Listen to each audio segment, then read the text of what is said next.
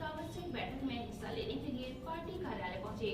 यहाँ वे पत्रकारों से रूबरू हुए और उन्होंने पत्रकारों द्वारा पूछे गए सवालों का बेबाकी से जवाब दिया है। बता दें कि उत्तर प्रदेश सरकार के कैबिनेट मंत्री व मैनपुरी सदर विधानसभा से विधायक ठाकुर जयवीर सिंह एक आवश्यक बैठक में हिस्सा लेने के लिए भारतीय जनता पार्टी कार्यालय पहुंचे थे।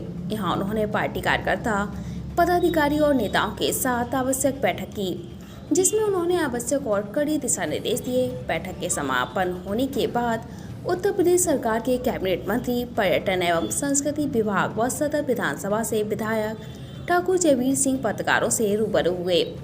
पत्रकारों द्वारा पूछे गए जनपद स्तरीय और प्रदेश स्तरीय सवालों का उन्होंने बेबाकी से जवाब दिया है। जनपद में खून के हो रहे व्यापार को लेकर भी उन्होंने बड़ी बात कही है। पत्रकारों द्वारा पूछे जाने वाले सवालों का उन्होंने किस तरीके से जवाब दिया है, यह जरा आप भी सुनिए।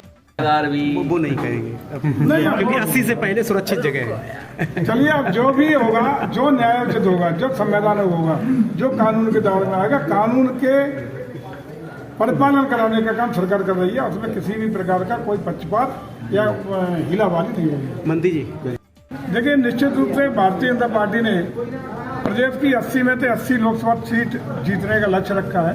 उसी की लक्ष्य को प्राप्त करने के लिए लगातार सतत रूप से संगठन को तैयार करने के लिए एक एक बूथ तक, बल्कि पन्ना प्रमुख तक सक्रिय करने का और उसको चाक चौबंद करके अगले लोकसभा के लिए तैयार करने का निर्णय लिया। उसी परिप्रेक्ष्य में सारी मीटिंगें और उसी में आज हम लोग यहाँ बैठे हैं। मऊ में मुख्तार अंसारी के ठिकाने पर लगातार चल रहा है, क्या मंशा है? देखिए, विधानसभा सत्र के दौरान भी और विधानसभा हाउस के अंदर भी, बाहर भी, आदरणीय मुख्यमंत्री ने हमेशा कहा है कि माफियाओं के लिए उत्तर प्रदेश में कोई स्थान नहीं। कोई भी कितना बड़ा माफिया हो, लेकिन प्रदेश सरकार किसी भी कीमत पर उनकी गुंडई, उनकी अराजकता से मुक्ति दिलाने का काम उत्तर प्रदेश सरकार करेगी। और प्रयागराज में जो नृशंस हत्या की गई है, और वो निश्चित रूप से निंदा उसकी हम लोग करते हुए, जो भी उसमें दोषी हैं उनके खिलाफ कठोरतम कार्रवाई लगातार की जा रही है और की जाती रहेगी। मंत्री बताओ, गलत। देखिए, विधायिका में तीन, हिंदुस्तान के लोकतंत्र में विधायिका, कार्यपालिका और न्यायपालिका, तीनों का अपना अपना दायरा है, अपनी अपनी सीमाएं। अपनी सीमा में रह करके सबको रहना पड़ेगा। उसके लिए संवैधानिक व्यवस्थाएं की गई हैं। यदि उसका कोई भी पालन करने में गलती करेगा तो उसको दंड का भागी होना स्वाभाविक है। चूँकि यह रिपोर्ट उस समय की थी जब उत्तर प्रदेश में आदरणीय मुलायम सिंह यादव की सरकार थी। उस समय कानपुर में घटना हुई थी, उसके लिए उस समय विशेषाधिकार समिति गठित की गई थी। अखिलेश जी जो कह रहे हैं, उनके पिताजी ने उस समिति गठित की थी। उस समिति की आख्या का अनुपालन अब हुआ है, अलग से हम लोगों ने कुछ नहीं कर दिया। और मैं समझता हूँ किसी भी विधायक के लिए, किसी भी चुने हुए जनप्रतिनिधि के लिए सम्मान की बात हुई थी। और चूँकि अंदरूनी अगर बात करें तो अखिलेश जी जिस तरह बयानबाजी कर रहे हैं, उससे जब हम लोग, मैं चूँकि स्वयं जो वहाँ की विशेषाधिकार विधानसभा की कार्य संचालन समिति है, उसका सदस्य हूँ, तो उससे जब बैठक हुई थी तो उसमें सर्वसम्मति से निर्णय लिया गया था कि इनको दंडित करना है। उसमें समाजवादी पार्टी भी शामिल थी। लेकिन अब इस तरह की बयानबाजी कैसे कर रहे हैं, तो अखिलेश जी की गैर जिम्मेदाराना बात है।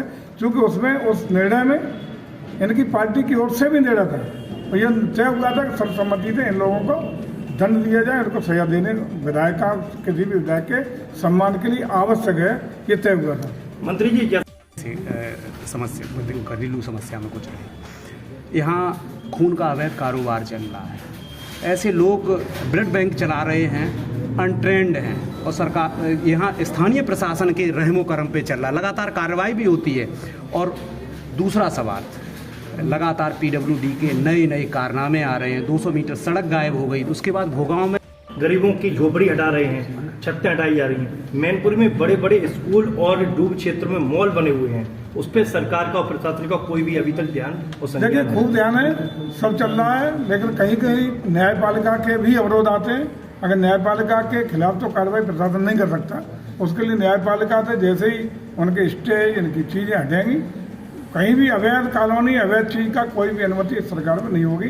जो भी सार्वजनिक जगह है, जो भी रिजर्व लैंड है, उसमें माननीय उच्चतम न्यायालय के स्पष्ट आदेश है कि उस पर अवैध निर्माण हटाया जाए, अवैध कब्जे हटाए जाए, ये इस पर निर्देश है। उसका पालन पूरे प्रदेश में बहुत तेजी चल रहा है और सैकड़ों हेक्टर जमीन प्रत्येक जिले में खाली हुई है। मैनपुरी के जिलाधिकारी और एसडीएम महोदय के संज्ञान में भी है कि डूब क्षेत्र में कौन कौन से अवैध मकान और मॉल बने हुए हैं, उन पर अभी तक नहीं। क्या सत्ता में शामिल हुए हैं वो लोग, इसलिए नहीं चल पा रहे हैं? ऐसा नहीं है, तमाम लोगों को नोटिस मिल रहा है, तमाम कार्रवाइयाँ मिल रही। पूछिए अपने साथियों से, आपके साथ संज्ञान में नहीं होगा, थोड़ा पता कर लीजिए। निश्चित रूप से जैसा आप बता रहे हैं, संज्ञान में मेरे नहीं है, लेकिन आप दो, कोई भी बच्चा नहीं आएगा किसी भी दशा में, चाहे वो एसडीएम के कार्यालय की बात हो, चाहे अगर ब्लड वाले लोगों की बात हो, ब्लड बैंक चलाने वालों की बात हो, जो भी अवैध रूप से इस सरकार में काम करेगा उसको दंडित होना पड़ेगा और किसी भी कीमत पर गलत काम करने की अनुमति नहीं दी जाएगी। पीडब्ल्यूडी में पीडब्ल्यूडी ने कागजों में अगर ऐसा तो जो भी अधिकारी होगा, दोषी होगा, जांच होगी, कार्रवाई होगी।